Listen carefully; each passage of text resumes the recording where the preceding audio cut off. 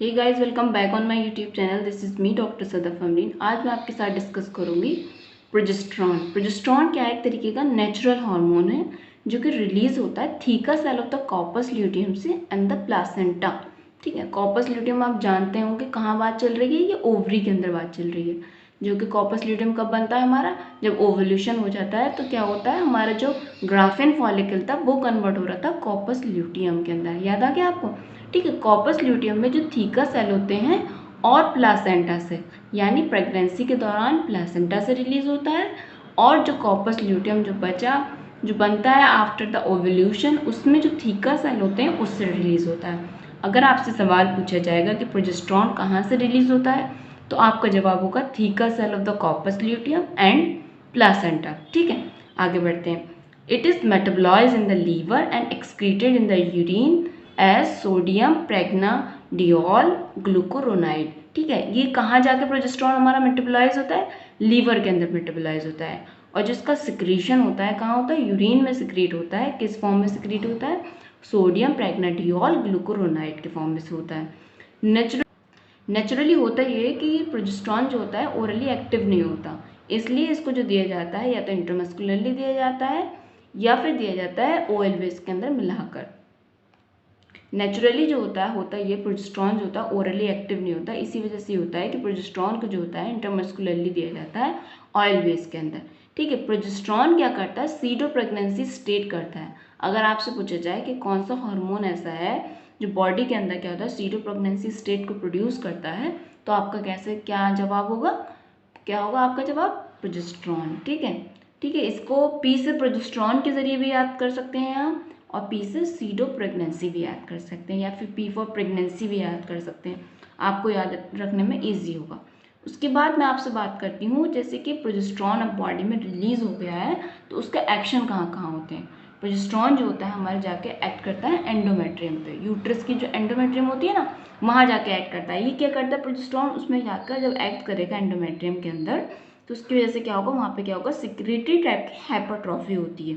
ठीक है, उसके बाद क्या होता है, डेसिडुअल फॉर्मेशन होता है एंडोमेट्रियम का। ये तो हुआ प्रोजेस्टेरॉन का फंक्शन एंडोमेट्रियम में यूट्रस की। उसके अलावा प्रेगनेंसी में प्रोजेस्टेरॉन का क्या काम होता है?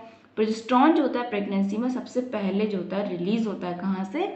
कॉर्पस ल्यूटियम में से। उसके बाद जो होता है ये रिलीज होता है प्रोजेस्टेंटा से। यानी प्रेगनेंसी जैसे कि हुई हमारी अभी, तो शुरुआत में जो होता है प्रोजेस्टेरॉन रिलीज होता है कहाँ से? कॉर्पस ल्यूटियम से निकलता है।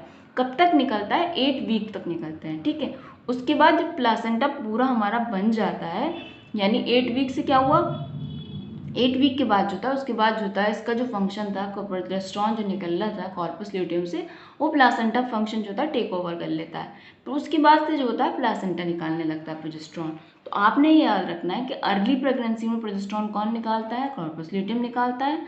फिर लेटर ऑन कौन निकालता है? प्लासेंटा निकालता है। ठीक है, उसके बाद जो होता है प्रोजेस्टेरॉन का यूट्रस में क्या फंक्शन होता है? प्रोजेस्टेरॉन जो होता है यूट्रस के अंदर क्या करता है? मायो हाइपरप्लेजिया करता है यूट्रस की, जिसकी वजह से क्या होता है, यूट्रस की जो होती है स्ट्रेंथ जो होती है क्या होती है, और क्या होता है, फ्रीक्वेंसी ऑफ यूट्राइन कॉन्ट्रैक्शन जो होती है बढ़ जाती है।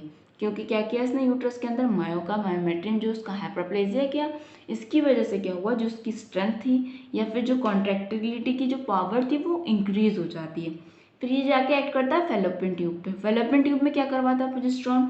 ये क्या कराता है? हाइपरप्लेजिया कराता है। मस्कुलर लाइनिंग जो होती है फेलोपियन ट्यूब के अंदर, उसकी वजह से क्या होता है, पेरिस्टाल्टिक कॉन्ट्रैक्शन होते हैं जो कि बहुत ज़्यादा पावरफुल होते हैं। इससे क्या होता है कि ज़्यादातर हेल्प मिलती है secretion of the mucus membrane के अंदर। फेलोपियन ट्यूब में इसने जाके क्या किया, फेलोपियन ट्यूब में जब ये गया तो इसने क्या किया, जो फेलोपियन ट्यूब के अंदर जो मसल्स थी यानी मस्कुलर लाइनिंग थी, उसके अंदर क्या किया इसने, हाइपरप्लेजिया करवाया। और जब वहाँ पर हाइपरप्लेजिया हो गया, तो हाइपरप्लेजिया होने की वजह से क्या हो गया, फेलोपियन ट्यूब के अंदर जो कॉन्ट्रैक्शन होंगे, पेरिस्टाल्टिक टाइप के जो कॉन्ट्रैक्शन होंगे वो बढ़ जाते हैं, बहुत ज़्यादा पावरफुल टाइप के होने लगते हैं। इससे क्या होगा, वहाँ पे सिक्रीशन होता है म्यूकस मेम्ब्रेन का। सर्विक्स के ऊपर क्या फंक्शन है प्रोजेस्टेरॉन का? सर्विक्स क्या करवाता है, ये हाइपरट्रॉफी कराता है सर्विक्स की, जिससे सर्वाइकल म्यूकस जो होता है और भी ज़्यादा विस्कस हो जाता है। प्रोजेस्टेरॉन पिट्यूटरी ग्लैंड पे भी जाके एक्ट करता है। पिट्यूटरी ग्लैंड पे क्या काम करता है? पिट्यूटरी ग्लैंड पे क्या करता है, इनहिबिट करता है पिट्यूटरी की एक्टिविटी को, याद रखना है आपको। उसके अलावा क्या होता है, ये क्या कराता है, फ्लूइड का रिटेंशन कराता है। प्रोजेस्टेरॉन क्या करता है, वाटर का या फिर सोडियम का रिटेंशन कराता है, जिसकी वजह से क्या होता है, प्रीमेंस्ट्रुअल टेंशन सिंड्रोम होती है या फिर वेट गेन हो जाता है। उसके अलावा क्या करता है, ये स्मूथ मसल पे एक्ट करता है। प्रोजेस्टेरॉन की वजह से क्या होता है, रिलैक्सेशन होता है, स्मूथ मसल जो होती है रिलैक्स हो जाती हैं, जिसकी वजह से क्या होता है, इनका ये होता है कि जब ये स्मूथ मसल पे एक्ट करते हैं प्रोजेस्टेरॉन, तो उसकी वजह से क्या होता है, जो हमारी स्मूथ मसल होती हैं वो रिलैक्स कर जाती हैं। उसके अलावा इसका कुछ टेम्परेचर में भी रोल है, यानी थर्मोजेनिक एक्शन भी होता है इसके अंदर। थर्मोजेनिक एक्शन से क्या मतलब है, प्रोजेस्टेरॉन क्या होता है, हमारी बॉडी का हल्का सा टेम्परेचर बढ़ा देता है, यानी 0.5 डिग्री सेल्सियस बढ़ जाता है बॉडी का टेम्परेचर। ठीक है, उसके अलावा क्या कराता है, ये वायरलाइजेशन कराता है, यानी if the progesterone is administered during the pregnancy they may cause virilisation effect on the female foetus. यानी अगर हम प्रोजेस्टेरॉन को एडमिनिस्ट्रेशन कर देते हैं प्रेगनेंसी के दौरान, तो उसकी वजह से क्या होता है, वायरलाइजेशन इफेक्ट हो सकता है फीमेल फीटस के ऊपर। उसके बाद मैं आपसे बात करती हूँ प्रिपरेशन की, यानी प्रोजेस्टेरॉन जो होता है कितनी प्रिपरेशन, कितने फॉर्म में प्रिपेयर होता है, यानी कितनी प्रिपरेशन इसकी हमें अवेलेबल है। प्रोजेस्टेरॉन क्या है, एक तरीके का सिंथेटिक कंपाउंड है जो मेनली दो फॉर्म में अवेलेबल है, यानी दो ग्रुप हैं इसके, एक तो एस्ट्रॉन जिसे बोला जाता है 19 नॉरप्रोजेस्टिन, एक है प्रेग्नेन। प्रेग्नेन को क्या बोला जाता है, 17 एसिटोऑक्सी कंपाउंड भी बोला जाता है। अब ये जो एस्ट्रॉन है या फिर 19 नॉरप्रोजेस्टिन भी बोला जाता है इसको, ये बिल्कुल कैसा होता है, सिमिलर होता है टेस्टोस्टेरोन के जैसा होता है। और ये प्रेग्नेन जो होता है 17 एसिटोऑक्सी कंपाउंड जो होता है, ये किस तरीके का है, स्ट्रक्चरली प्रोजेस्टेरॉन से सिमिलर है। ठीक है, उसके अलावा हम बात करते हैं क्लासिफिकेशन की, यानी प्रोजेस्टेरॉन जो है उसके कितने तरीके की क्लासिफिकेशन है। प्रोजेस्टेरॉन जो होता है, एक प्योर प्रोजेस्टेरॉन भी आते हैं, ठीक है, एक प्रेग्नेन आता है प्रोजेस्टेरॉन, एक एस्ट्रेन आता है। एस्ट्रेन क्या है, एस्ट्रेन क्या होता है, डेरिवेटिव होता है ये टेस्टोस्टेरोन का, जैसे कि नॉरेथिस्टेरॉन है या फिर नॉरेथिनाइल है, डियोल है, या फिर और आता है गोनेन के नाम से आता है, जैसे कि लेवोनोजेस्ट्रल होते हैं या फिर नॉर्जेस्ट्रल, ये गोनेन के नाम से आते हैं। या फिर थर्ड जनरेशन प्रोजेस्टेरॉन भी आते हैं, जैसे डिजोजेस्ट्रल है या फिर गेस्ट्रोडाइन है या फिर नॉर्जेस्टिमेट है, तो ये क्या है, थर्ड जनरेशन प्रोजेस्टेरॉन है।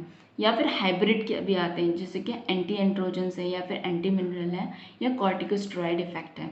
ठीक है, अगर आपसे सवाल पूछा जाए the drug which is use for the treatment of endometriosis by inducing pseudo pregnancy state, तो आपका क्या जवाब होगा, सीडो प्रेगनेंसी आ गया। मैंने आपको अभी भी बताया था कि कौन सा हार्मोन है जो सीडो प्रेगनेंसी स्टेट कॉज करता है, तो आपका जवाब होगा प्रोजेस्टेरॉन। ठीक है, अब हम बात करते हैं कि ये प्रोजेस्टेरॉन जो हार्मोन है वो कितने फॉर्म्स में अवेलेबल होता है मार्केट के अंदर। प्रोजेस्टेरॉन जो होता है ओरली भी आता है, या ठीक है, इसे हम सिंगली भी इस्तेमाल कर सकते हैं और एस्ट्रोजन के साथ भी इस्तेमाल कर सकते हैं। इसका इंट्रामस्कुलर इंजेक्शन भी लगते हैं जो मंथली लगते हैं या फिर 3 मंथ पे लगते हैं, कॉन्ट्रासेप्टिव के तौर पे लगते हैं। इसके इम्प्लांट्स भी आते हैं जिन्हें बोला जाता है नॉर प्लांट। ठीक है, नॉर प्लांट क्या है, एक तरीके का कॉन्ट्रासेप्टिव है। ठीक है, या फिर आईयूसीडी आती हैं, इम्प्रेग्नेटेड होती हैं जो लेवोनोजेस्ट्रल के जरिए। जो लेवोनोजेस्ट्रल क्या है, एक तरीके का प्रोजेस्टेरॉन है, प्रोजेस्टेस्टार्न या फिर मेरिना के नाम से आती है। ठीक है, वेजाइनल कुछ टैबलेट्स आती हैं, रिंग्स आती हैं, स्किन पैच आते हैं, तो ये सारे क्या हुए, फॉर्म्स हुए जिसमें जो है प्रोजेस्टेरॉन आपको अवेलेबल होता है। यानी पहले हम ओरली इस्तेमाल कराते हैं, इंटरमस्कुलरली देते हैं, अगर कोई इम्प्लांट की ज़रूरत होती है तो इम्प्लांट भी अवेलेबल है मार्केट के अंदर। ठीक है, आईयूसीडी जो होती है वो भी प्रोजेस्टेरॉन वाली आती हैं, वेजाइनल टैबलेट्स आती हैं, रिंग्स आती हैं, स्किन पैच आते हैं, तो आपके प्रोजेस्टेरॉन जो होता है इतनी सारी फॉर्म्स हैं जिसमें अवेलेबल है। ठीक है, अब बात करते हैं हम थेरेपेटिक एप्लीकेशन का, यानी जो प्रोजेस्टेरॉन है इसका क्या फ़ायदा है। थेरेपेटिक एप्लीकेशन क्या है इसके अंदर, जो प्योर प्रोजेस्टेरॉन होते हैं वो इस्तेमाल किए जाते हैं थ्रेटेंड या फिर रिकरेंट एबॉर्शन के अंदर, जैसे कि कॉर्पस ल्यूटियल फेज डेफिशिएंसी के अंदर होता है। ठीक है, या फिर जो है अगर किसी को एंडोमेट्रियल कार्सिनोमा है तो उसके अंदर जो होता है प्रोजेस्टेरॉन के हाई डोजेज ऑफ इंजेक्शन लगते हैं। ठीक है, अगर कॉन्ट्रासेप्शन के तौर पर इस्तेमाल करना है तो इसमें ओरल भी दे सकते हैं आप, एस्ट्रोजन के साथ मिलाकर दे सकते हैं, या फिर मिनी पिल्स भी दे सकते हैं, इंजेक्टेबल्स भी आते हैं प्रोजेस्टेरॉन के, इम्प्लांट्स भी आते हैं, आईयूसीडी भी आती हैं जो प्रोजेस्टेरॉन के साथ होती हैं।